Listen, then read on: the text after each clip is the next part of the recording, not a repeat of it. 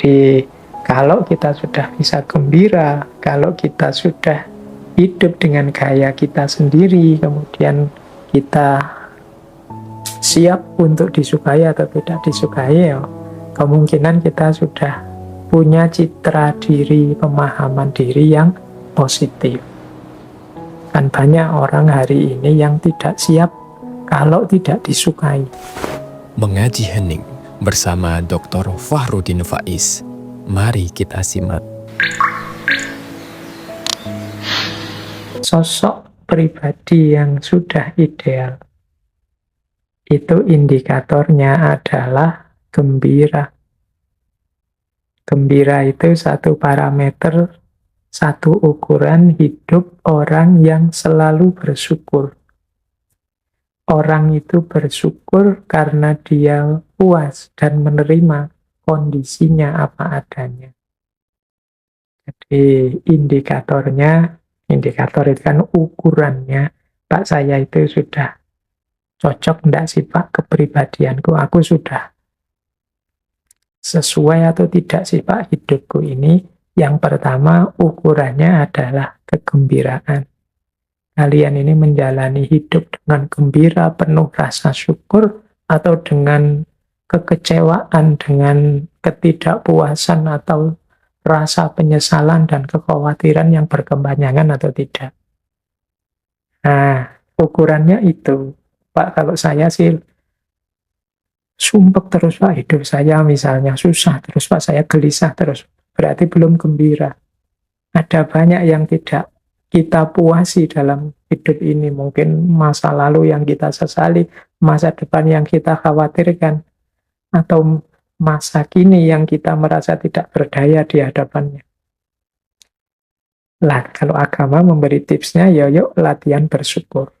Bersyukur itu berarti kita mampu hidup secara gembira. Kelihatan beda nanti orang yang mampu bersyukur dengan tidak. Aura orang yang senantiasa gembira dengan orang yang selalu mengeluh dan tidak puas akan berbeda.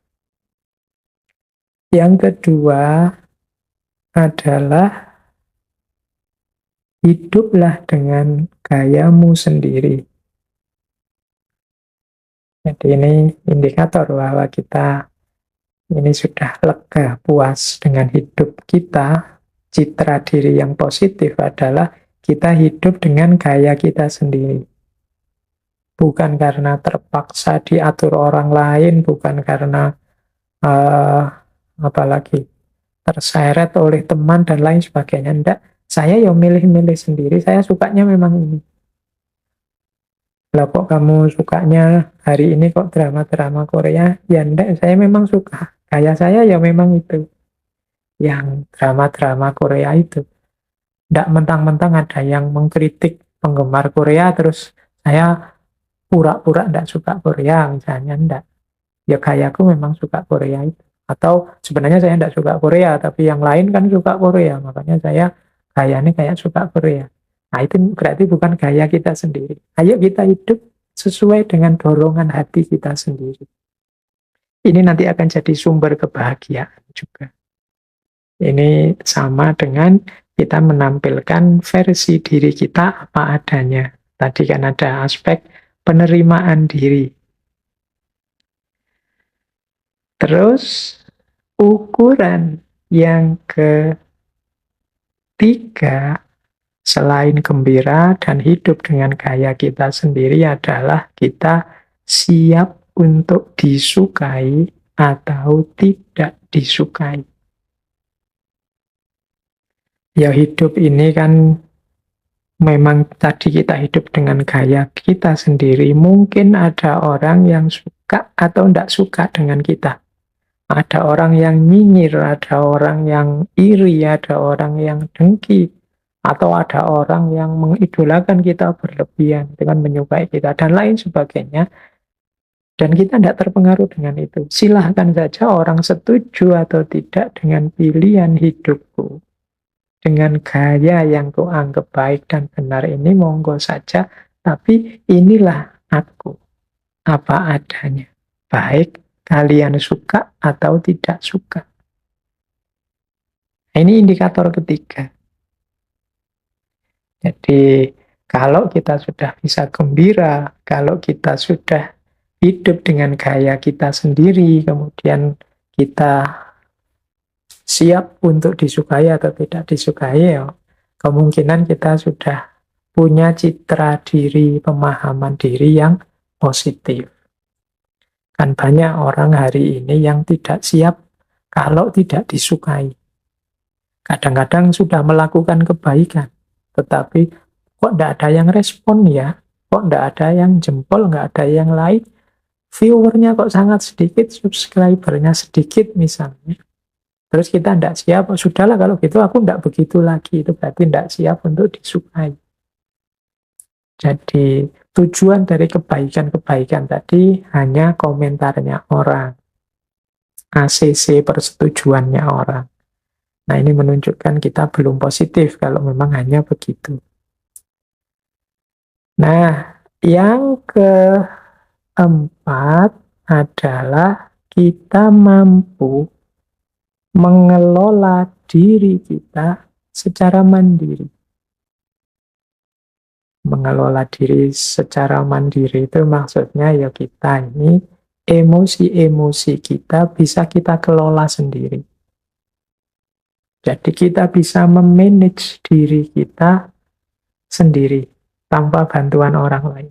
Misalnya kita marah ini, wah saya marah ini, saya tahu saya marah, gimana caranya meredakan marah, dan kita bisa melakukan meredakan marah itu oleh kita sendiri. Jadi tidak perlu bantuan orang lain, tidak perlu pakai fasilitas ini, fasilitas itu. Kita sendiri sudah bisa meredakan kemarahan kita sendiri. Ini mampu mengelola diri sendiri secara mandiri. Misalnya, wah ini saatnya semangat untuk berjuang. Nah, kita bisa memotivasi diri kita untuk semangat berjuang. Tidak perlu menunggu motivator-motivator atau ikut kursus-kursus motivasi yang bayar mahal. Ketika kita butuh ketenangan, kita mampu menenangkan diri kita sendiri. Ketika kita butuh semangat untuk berjuang, kita bisa menyemangati diri kita sendiri. Ini namanya mampu mengelola diri secara mandiri.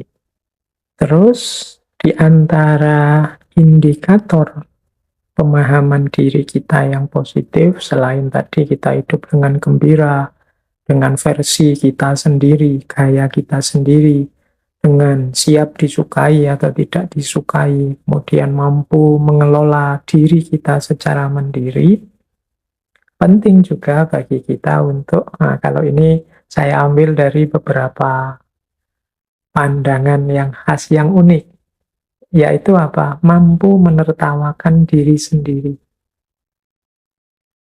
Jadi, kemampuan menertawakan diri sendiri ini menarik, karena kita itu seringkali memaksa diri kita sendiri atau memarahi diri kita sendiri kalau pas tidak sukses. Kemampuan menertawakan diri kita sendiri ini sebenarnya bagian dari penerimaan diri kita terhadap kita. Jadi orang yang tidak mampu menertawakan diri, ini alternatifnya dua.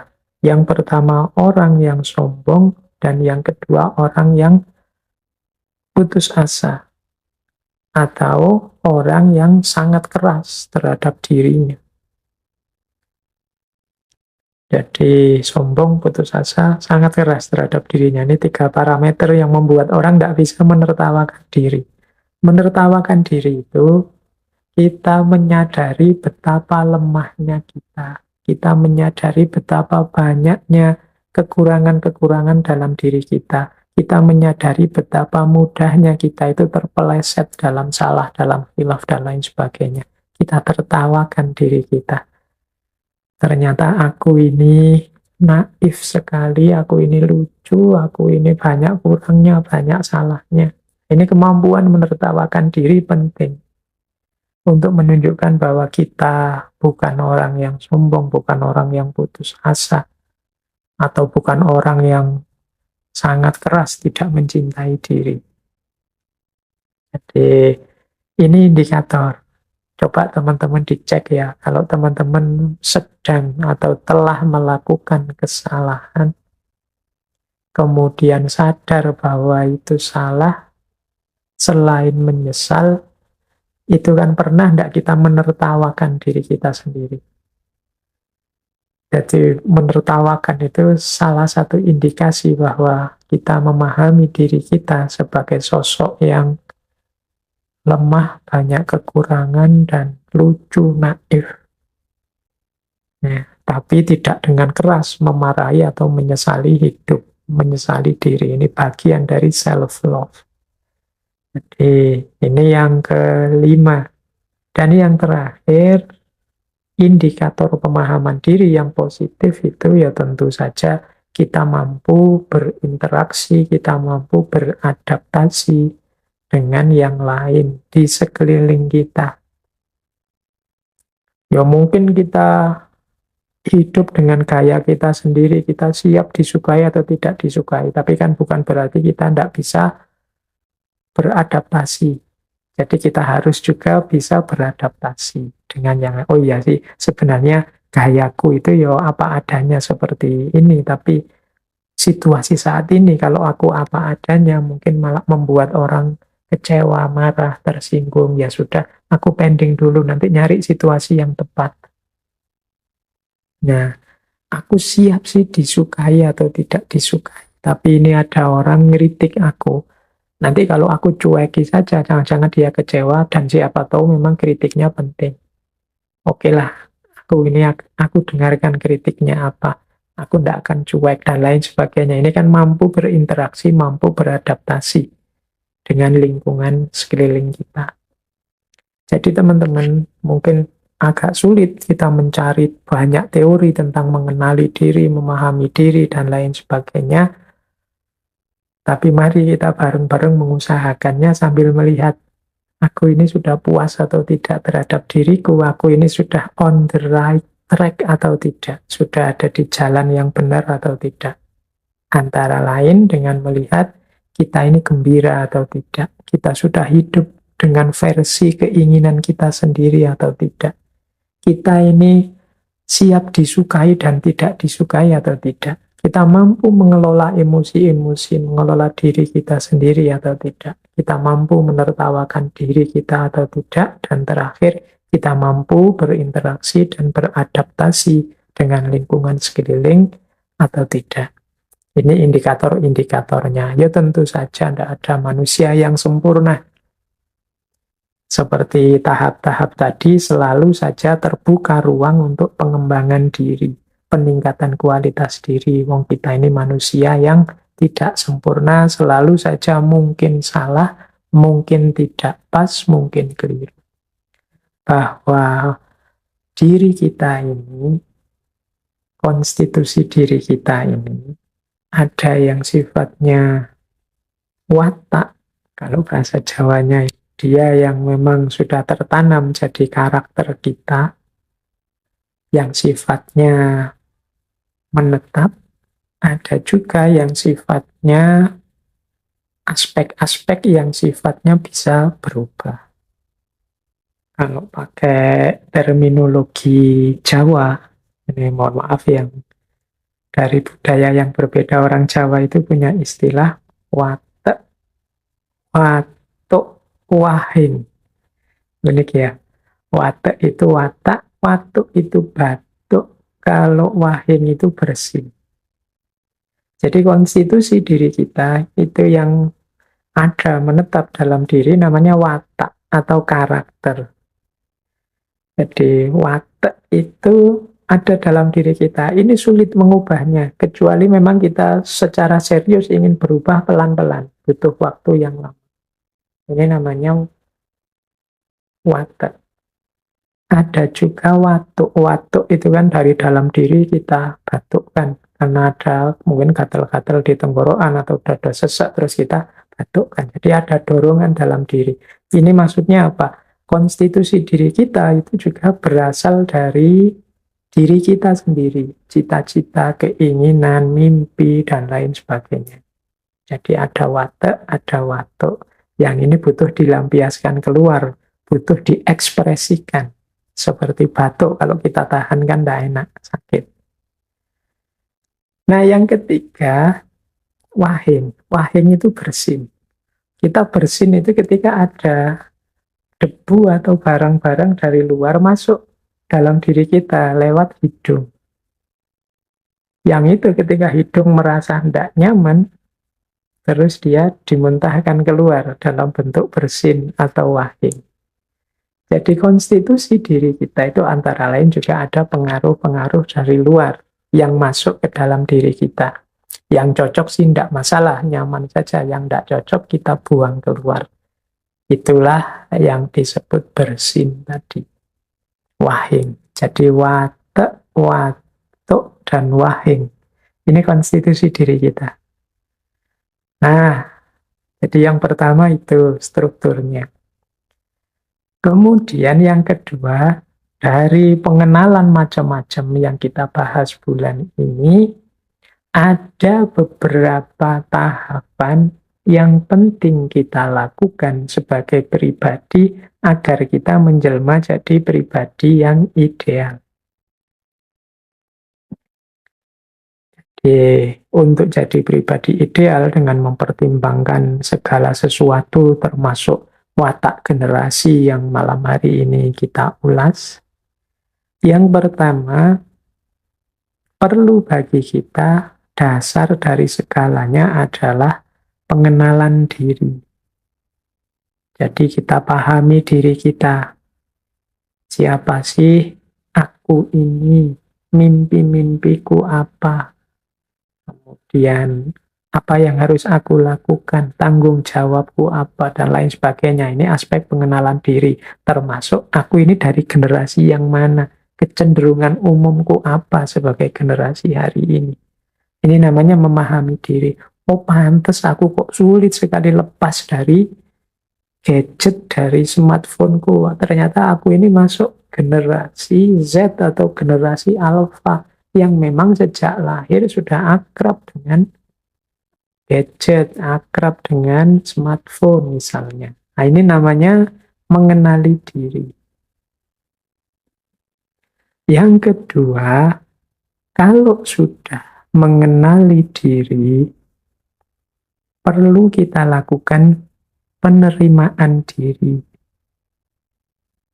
Jadi penerimaan diri itu apapun temuan kita tentang diri kita, pertama-tama harus kita terima. Kita akui, ternyata saya itu orangnya mudah tersinggung. Ternyata saya itu orangnya susah menerima kritik. Ternyata saya itu punya mimpi untuk jadi konglomerat dan lain sebagainya. Nah, ini namanya penerimaan diri. Baik secara real maupun ideal. Real itu kenyataan kita apa adanya, ideal itu mimpi-mimpi kita. Jadi setelah mengenali diri, memahami diri, kita terima diri. Kan ada banyak situasi real kita yang ya sulit kita menghindar. Mau tidak mau ya harus diakui kita ini masuk baby boomers. Mau tidak mau harus diakui saya ini masuk generasi X dengan segala ciri dan pengaruh zaman pada diri kita. Nah, kalau sudah menerima, tahap ketiga ya pengungkapan diri. Pengungkapan diri itu ya kita tunjukkan diri kita apa adanya. Jadi inilah saya. Ini yang saya inginkan. Inilah mimpiku. Ini kalau di ilmu tentang jiwa ini ya namanya self assertion. Jadi mengungkapkan diri itu menegaskan apa yang aku inginkan dan apa yang tidak aku inginkan. Ini yang aku senang dan apa yang aku tidak senang. Itu yang aku cocok dan apa yang aku tidak cocok. Ini namanya pengungkapan diri. Kita harus punya keberanian menunjukkan diri kita. Kalau sudah berani mengungkapkan diri, ada tahap selanjutnya yaitu penyesuaian diri. Kita ini hidup tidak sendirian. Kita berhadapan dengan lingkungan sekeliling kita, baik lingkungan benda-benda, barang-barang, makhluk sekeliling kita, maupun lingkungan sosial sesama manusia. Pinter-pinter kita menyesuaikan diri, bagaimana kita mengelola dan memposisikan diri kita di lingkungan kita secara tepat. Jadi pengungkapan diri yang tadi jadi tahap sebelumnya itu dekat dengan penyesuaian diri. Kita itu mengungkapkan diri kita sambil menyesuaikan diri kita dengan lingkungan sekeliling kita. Saya sebenarnya tidak setuju dengan itu. Akan saya sampaikan bahwa saya tidak setuju, tapi saya menyampaikannya tidak sekarang. Karena sekarang lingkungannya, situasinya masih belum memungkinkan. Mungkin sedang ada musibah, sedang ada bencana. Kalau disampaikan sekarang orang bisa salah paham dan lain sebagainya. Jadi yang keempat ini penyesuaian diri, satu rangkaian dengan pengungkapan diri. Jadi kita kenali diri kita, kemudian kita terima diri kita apa adanya, kemudian kita ungkapkan diri kita sambil menyesuaikan diri secara bijaksana dengan ruang dan waktu yang ada di sekeliling kita. Terakhir, pribadi ideal itu selain melakukan itu semua, harus juga mampu mengembangkan diri. Mengembangkan diri ini muncul dari kesadaran bahwa aku ini tidak sempurna. Ada banyak kekurangan-kekuranganku. Ada banyak kelemahan-kelemahanku. Maka gaya hidup paling ideal itu gaya hidup yang mengembangkan diri. Tambah lama kita tambah baik. Tambah lama, tambah meningkat kualitas kita. Tambah lama, tambah meningkat keterampilan kita. Ini namanya pengembangan diri. Jadi kita tambah meningkat kualitas diri kita. Inilah sosok pribadi yang ideal. Jadi bahan untuk melakukan ini semua, untuk melakukan pengenalan diri, penerimaan diri, pengungkapan penyesuaian diri, dan juga pengembangan diri, ya antara lain materi-materi yang sudah kita gali bulan ini. Tentang identitas, tentang kerja, tentang mimpi, termasuk tentang pengaruh dari sekeliling sampai pengaruh paling global yang kita kenal sebagai aspek generasi. Dari situlah nanti kita akan menjelma jadi sosok pribadi yang ideal. Terima kasih sudah menyimak. Semoga channel Mengaji Hening bersama Dr. Fahrudin Faiz selalu bisa memberikan ilmu, motivasi, dan kebermanfaatan. Salam sehat dan bahagia.